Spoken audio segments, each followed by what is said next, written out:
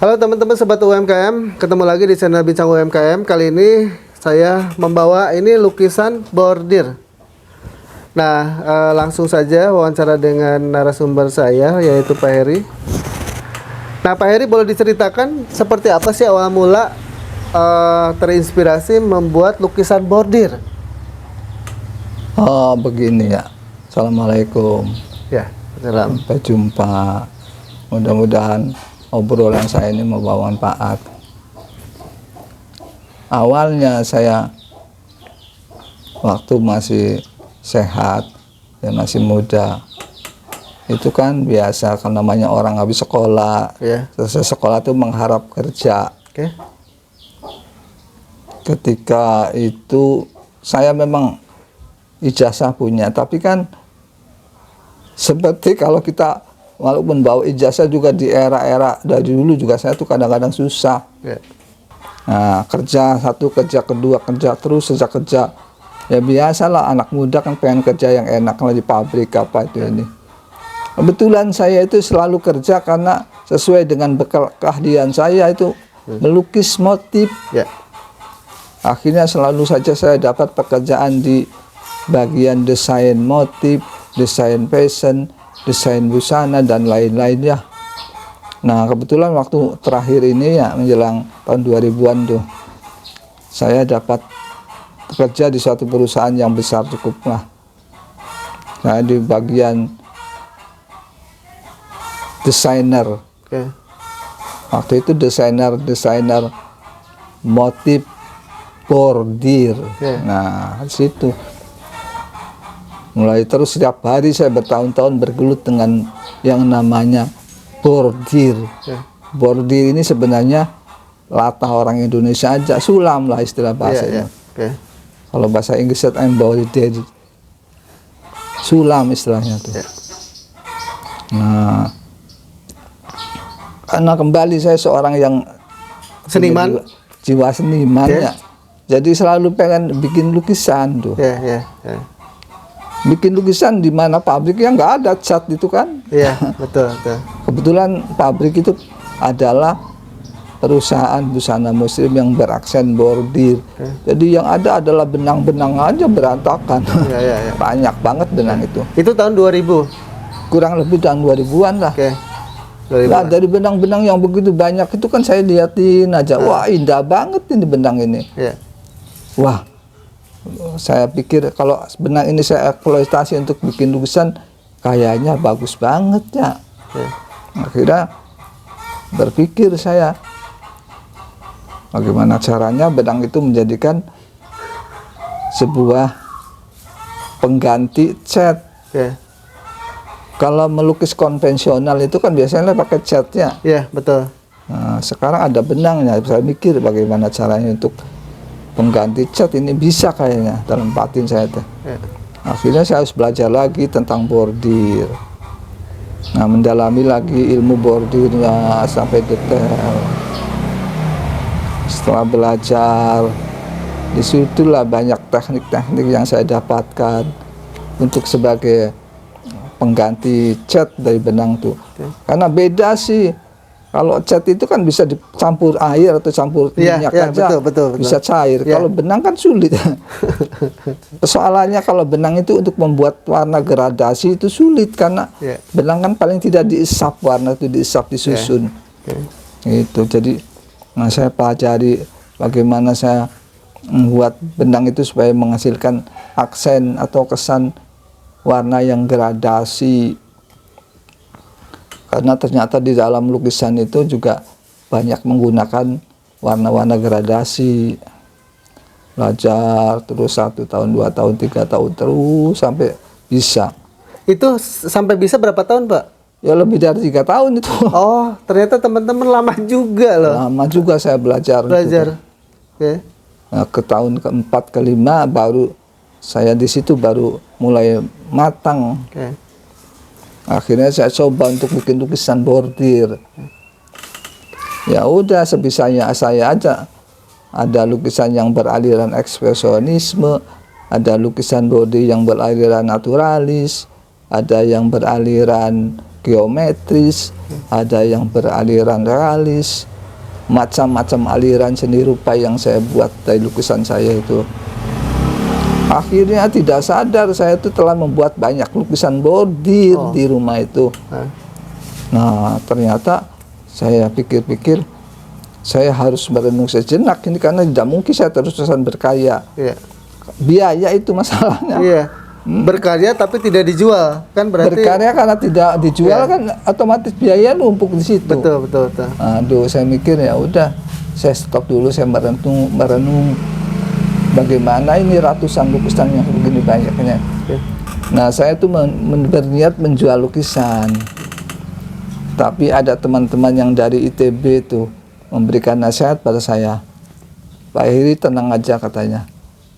Lukisan itu jangan terburu-buru dijual. Baiknya coba aja ajukan ke Bentara Budaya agar didukung untuk pameran tunggal. Karena katanya kalau sudah ada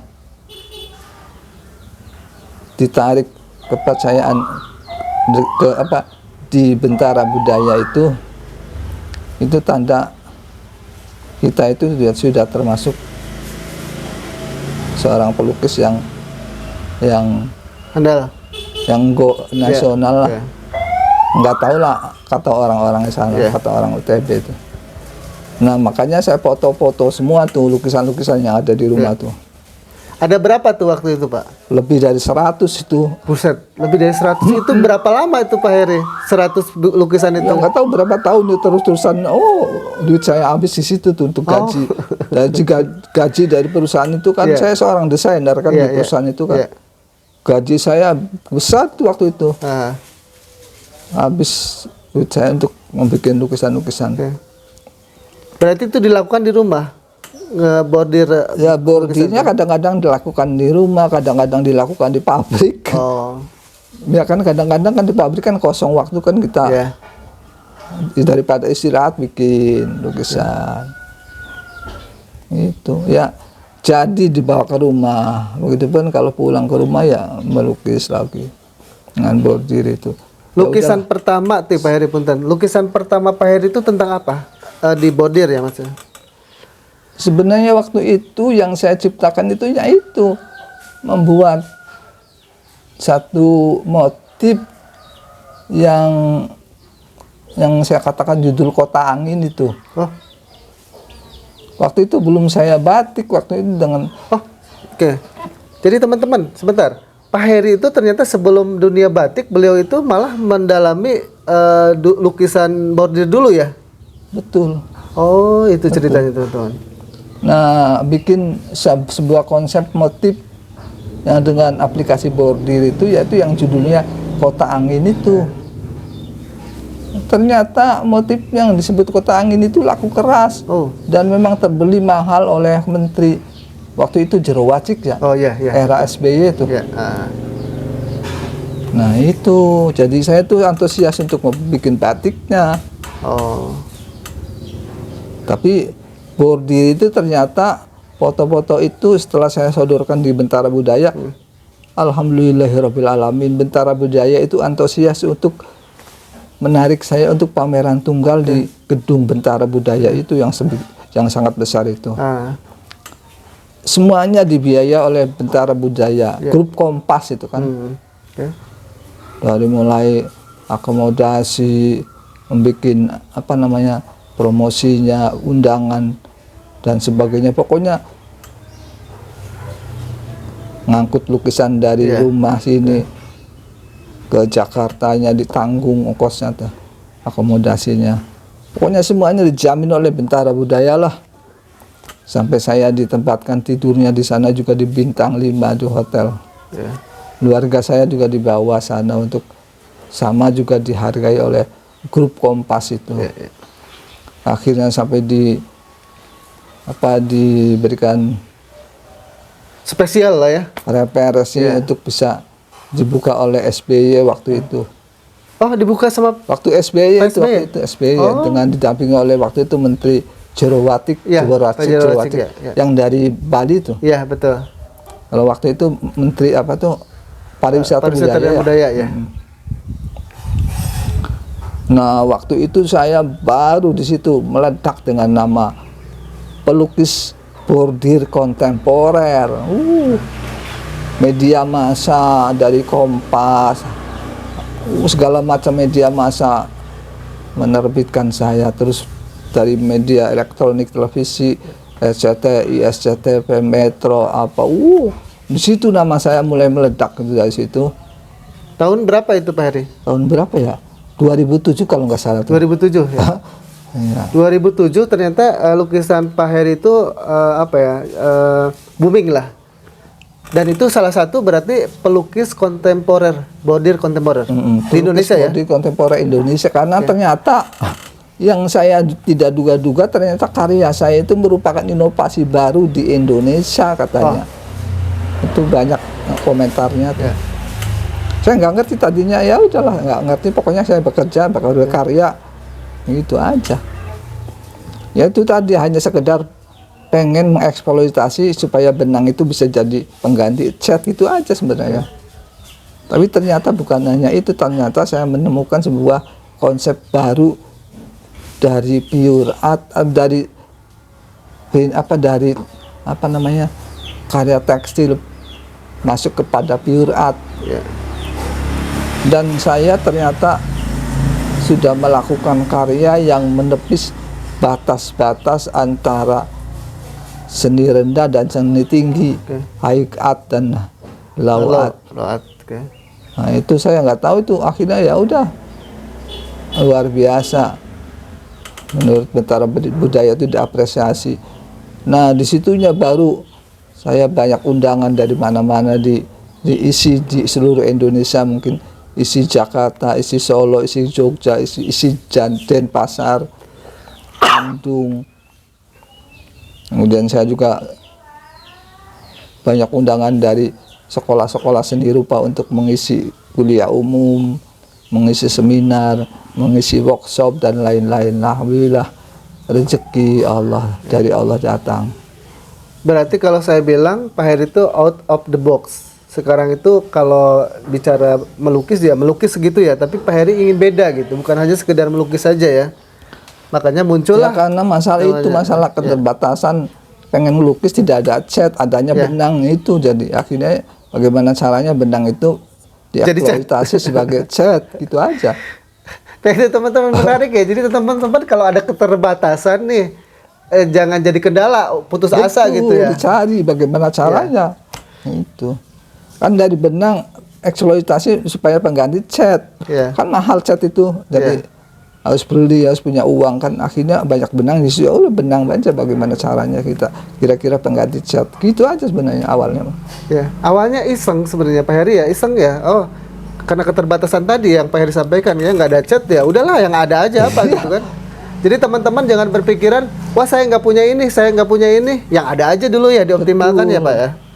Ya saya begitu mungkin pikiran saya tuh, karena saya keras sekali untuk berbuat sesuatu yang kira-kira bisa itu benang itu dimanfaatkan. Karena saya lihat benang warna-warni itu indah. Iya betul. Kan apa bedanya dengan cat kan? Iya. Hanya bedanya mungkin persoalannya adalah pengeterapan. Ya. Prosesnya. Iya, pengeterapan itu kan harus diakali dengan action kita untuk berkarya. Nah, pengeterapannya itu harus dibantu dengan mesin bordir. Sebentar, pas pameran itu semua lukisan laku. Jadi sebenarnya kalau di Indonesia tuh sebenarnya lemah ya pasar lukisan tuh. Waktu itu pameran tunggal saya kasih judul begini. Inovasi ketuk hati. Lah, kenapa diberi judul gitu? Karena karya inovasi saya itu di dalamnya banyak lukisan yang memberikan pandangan tentang berbagai hal.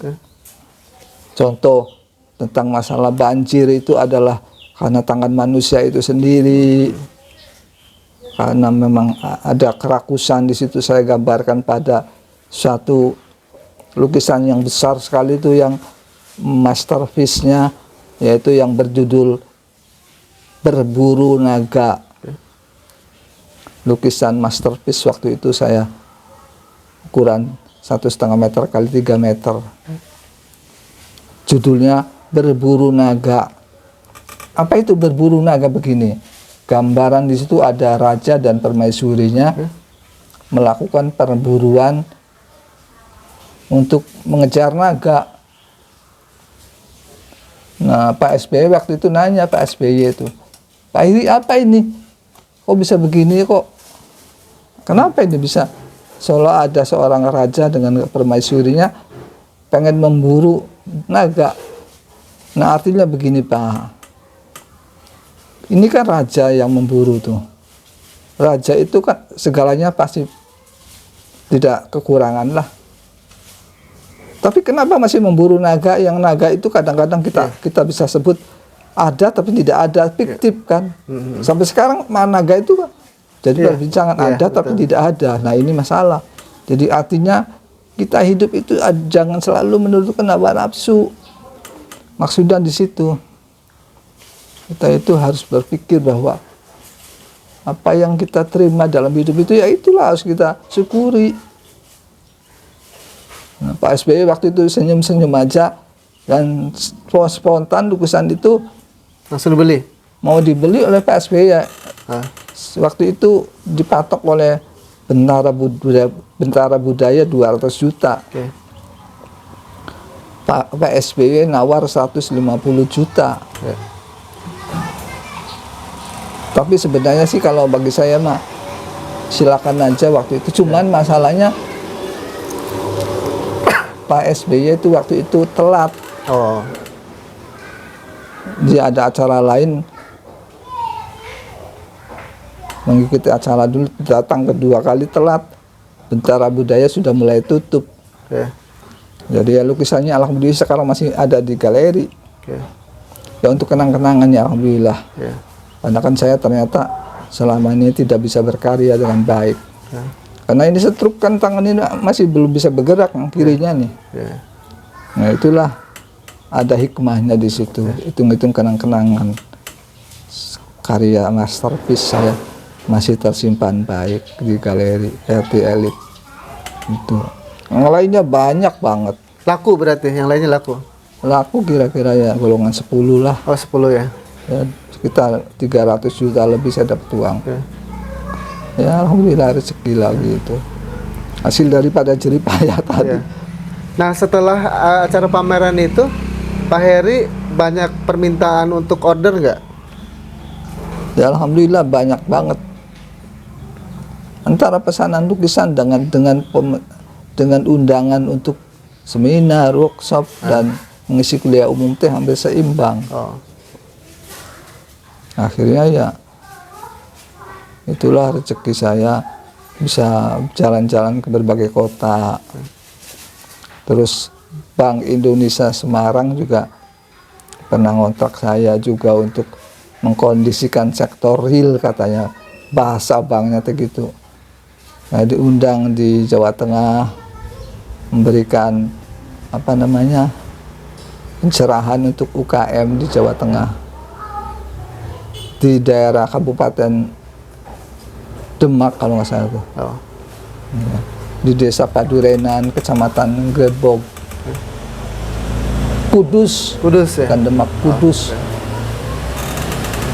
Nah, terkait bordir kontemporer, lukisan bordir kontemporer ini di Indonesia sudah ada nggak Pak yang tumbuh sekarang itu?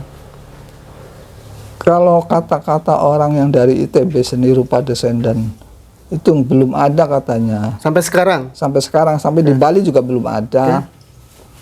Karena ternyata orang-orang yang dari Bali juga pada berdatangan, ternyata belum ada. Ketika saya waktu pameran di Surabaya juga memang belum ada katanya di Jogja, di Surabaya belum banyak yang bisa melakukan itu. Nah, itu karena susah atau gimana sih Pak? Jadi sebenarnya begini, kalau dianggap susah ya gimana, wajar, segala-gala juga harus ada kesulitan ya. Iya, betul. Tapi paling tidak adalah kegigihan yang, contoh begini, saya kan mikir ya, bordir ini di Jawa Barat itu yang terbanyak, yang ahli-ahli yang bisa ngebordir itu di Tasik. Iya, betul. Saya ke Tasik ceritanya tuh. saya mencari orang yang termahir bikin bordirnya di Tasik itu. Waktu itu ketemu juga, sudah 15 tahun dia ahli bordir, membuat bordiran. Nah setelah saya datangi, suruh membuat karya lukis macam yang saya buat bordir itu, angkat tangan mereka. Nah itu masalahnya. Orang yang mahir di bordir aja belum tentu bisa buat lukisan bordir. Iya, karena masalahnya kan pertama apa ya, kesabaran. Ya. Yang kedua ini apa namanya, keuletan untuk mencari teknik-teknik baru di dalam proses bordirannya tuh. Ya. Kan di bordiran itu ada istilah namanya, kalau bahasa Tasik ada namanya seret, ada namanya tutupan, ada yang namanya semprot. Ya. Nah, itu masing-masing teknik itu berbeda cara. Nah mungkin mereka itu tidak pernah tekun untuk mendapatkan teknik-teknik itu sampai jauh, sehingga dia kebiasaannya gitu ya itu aja. Jadi ya maklum Tasik itu kan biasanya bikin baju aja. Ya. Jadi tidak ada inovasi untuk masalah-masalah teknik, masalah warna. Nah disitulah terbatasnya. Dia tekung dari situ karyanya itu, sehingga mengatakan tidak bisa. Padahal sebenarnya kalau dilatih bisa sih. Buktinya ada anak yang dari sini yang sama sekali buta bordiran, saya latih bisa kok, ada. Saya pernah mencoba kok. Beberapa orang Majalengka padahal yang buta dengan karya bordir, buta dengan bekerja bordir. Tapi ketika saya latih bisa kok. Oke, berarti yang mengerjakan bordir ini sekarang timnya Pak Heri ya? Iya, nah itu orang Majalengka nih. Ya, ini teman-teman ternyata yang membordir ini adalah timnya Pak Heri. Dan itu butuh berapa lama diajar? Dan orang ini tidak sekolah, SD aja. Tidak sekolah. Oh. Berapa lama mengajarkan teknik? Lama sih, 3 tahun. Oh, 3 tahun. Ajar orang ini nih. Ya, ternyata 3 tahun teman-teman. Nah ini oleh orang yang membuatnya katanya ini 3 hari Pak katanya. Oh 3 hari? Iya. Teman-teman ini buatnya 3 hari loh, ternyata lumayan lama juga. 3 hari. Nah ini boleh tahu Pak, kalau misalnya motif seperti ini ya, itu kalau dijual kisaran berapa? Ya, antara 2 sampai 3 juta lah. 2 sampai 3 juta. Udah termasuk figurannya ya? Figura ya. Oh. Itu teman-teman, ternyata lumayan rumit untuk satu lukisan aja bisa 3 hari. Paling lama nih Pak Heri berapa hari melukis bordir? Ya, sebenarnya mah tidak ada patokan paling lama gitu ya. Tergantung ininya apa sih yang dibuatnya tuh. Berapa ukuran pengaruh ya? Pertama ukuran, yang kedua keunikan lukisannya tuh. Ya. Kan kadang-kadang ada ukuran ada lukisan yang walaupun ukurannya kecil tapi unik. Rumit gitu ya? Rumit, kan lama itu.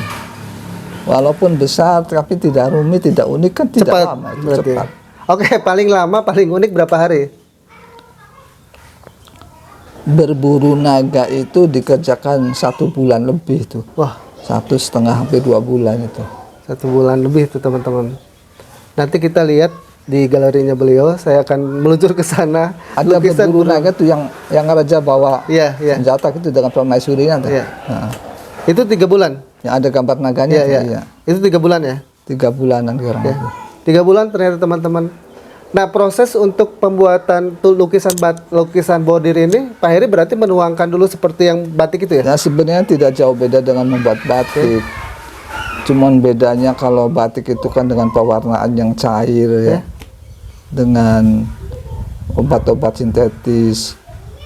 Kalau bordir kan dengan benang. Ya. Ya, hampir sama prosesnya. Sama prosesnya. Didesain dulu. Ya, tapi jujur aja kalau kayaknya saya nggak kepikiran jadi ini pelukis bordir nih. Kayaknya pusing lihatnya aja. Itu Kumpulan belum benang. seberapa itu. Kenapa? Itu belum seberapa kayak gitu lukisan. Oh, belum seberapa ini? Ada yang lebih rumit lagi tuh. Waduh, ternyata saya nyerah teman-teman untuk melukis bordir. Ada yang lebih rumit ternyata teman-teman. melukis bordir. Itu di galeri banyak tuh kan. Ya, nanti saya liput ke sana di galeri. Itu ternyata teman-teman. Nah, Pak Heri, lukisan bordir ini kedepannya akan seperti apa sih? Harapannya loh Pak. Ya sebenarnya kalau saya berharap trendy lagi seperti tahun-tahun 70-an ya. Ya. Dan bisa memberikan harapan pasar yang positif lah. Ya. Dan seperti sekarang ini kan lemah. Ya. Karena karya bordir ini sekarang ini sudah diserang oleh digital komputer itu, digital bordir itu. Tapi sebenarnya kalau digital bordir itu tidak akan bisa melakukan karya yang seperti tadi. Karena apa? Karena kalau digital bordir itu dengan komputer itu sifatnya hanya menempelkan benang di kain yang benangnya itu hanya bersap.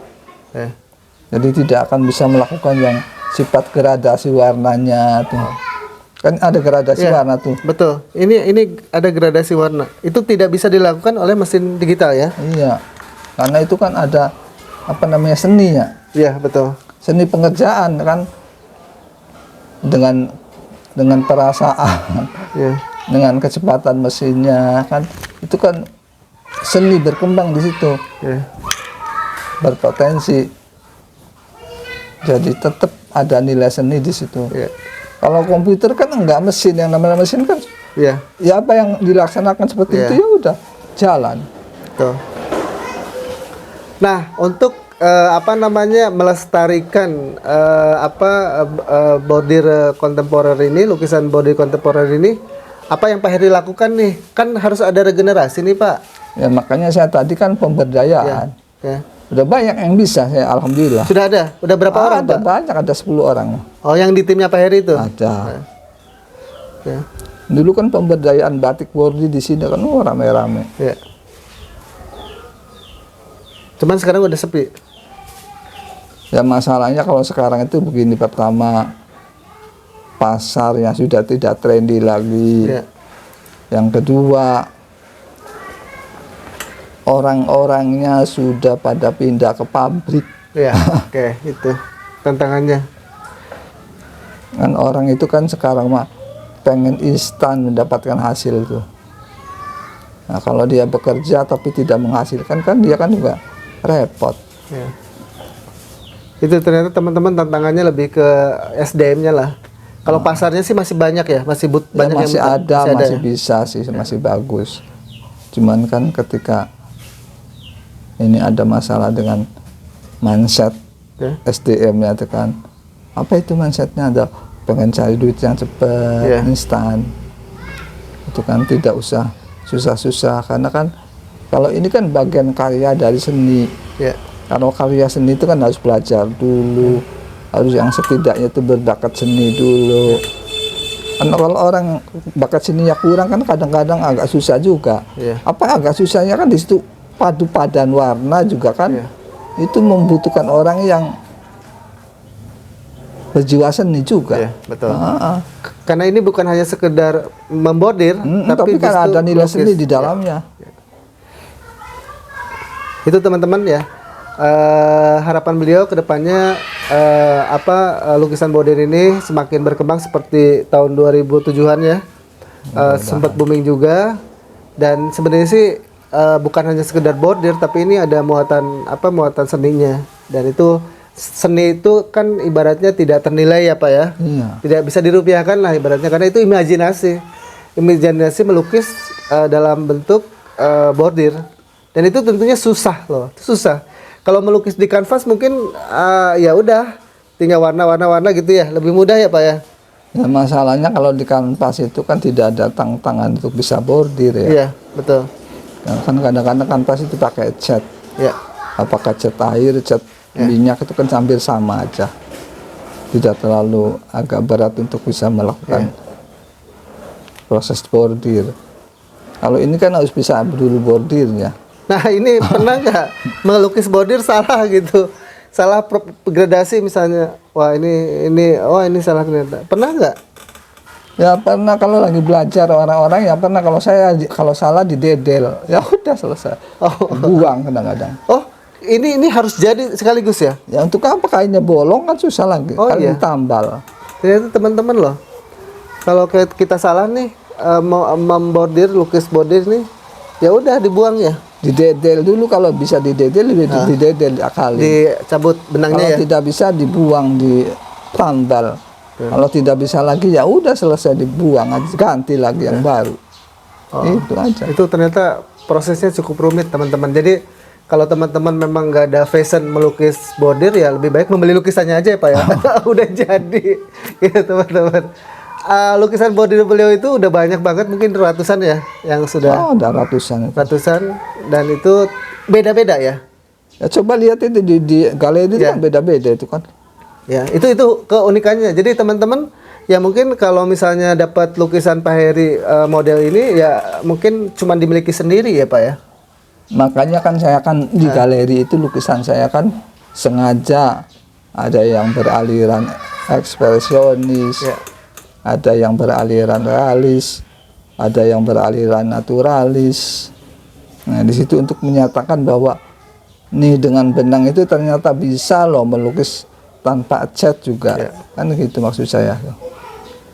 Oke, itu aja liputan kali ini di rumah Pak Heri. Nanti saya akan lanjut ke galerinya beliau, akan liput nih seperti apa sih lukisan bordir kontemporer ini. Cukup sekian teman-teman, terima kasih sudah menonton channel YouTube saya. Semoga memberikan inspirasi buat teman-teman untuk mengembangkan usaha kedepannya. Selamat siang, hatur nuhun Pak Heri. Sama-sama, hatur nuhun. Ya teman-teman, selain batik ya, ternyata di rumah galeri RT Elite ada juga lukisan bordir ya, kontemporer. Ini beberapa lukisannya.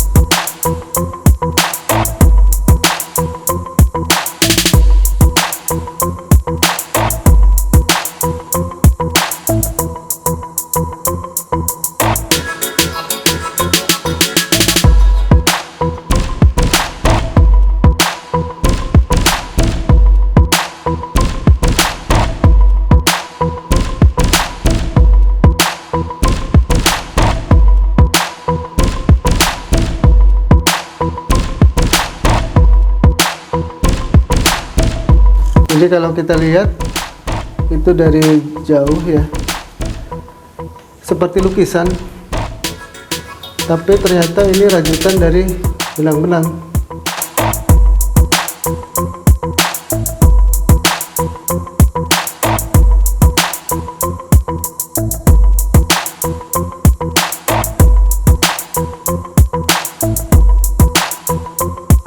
Nah, ini lukisan paling besar nih teman-teman.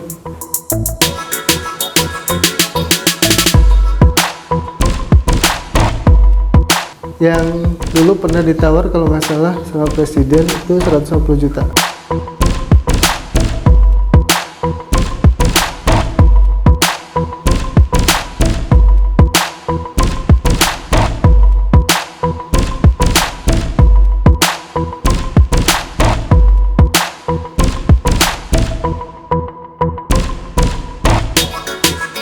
Paling murah tuh berapa ya harganya Mbak bordir kontemporer lukisan?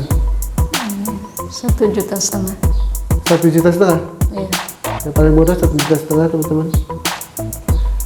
Ini kalau dari kejauhan itu kayak bukan bordir ya. Kayak lukisan biasa. Iya, kayak lukisan biasa teman-teman. Ternyata ini bordir loh.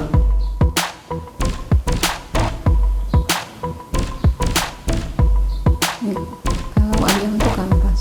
Kalau ayam kanvas ya. Nah ini yang belum jadi ya, belum dibuat, Dikasih figura. belum dikasih figura ya. Oke. Ini lukisan batik. Lukisan batik. Berarti batik dilukis. Oke. Ini channel lagi ada ya.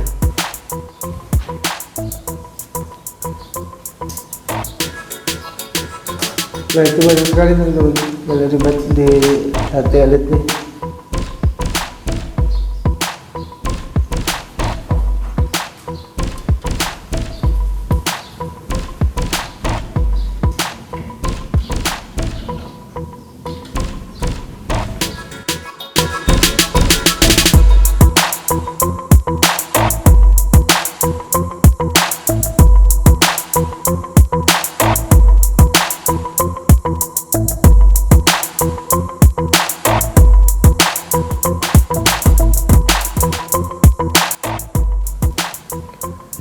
Ya, ini teman-teman, saya berada di Galeri Hertie Elite di lantai 2. Di sini banyak menampilkan lukisan bordir ya, karya dari Pak Heri. Nah, ini lukisan yang saya pikir panjang ya, yang lumayan panjang, itu berburu naga. Dan informasi yang saya peroleh, lukisan ini ternyata pernah ditawar oleh Presiden Republik Indonesia namanya Pak SBY. Oke, ini di sini banyak juga lukisan-lukisan yang lainnya. Tuh, lihat, banyak sekali lukisan panjang juga ada. Oke, ini kita masuk ya. Nah, di sini juga banyak lukisan-lukisannya, lukisan bordir ya. Cukup menarik kalau menurut saya. Ini juga lukisannya. Oke, ini ada satu ruangan lagi berisi lukisan bordir ya, dengan berbagai macam lukisan motif ya.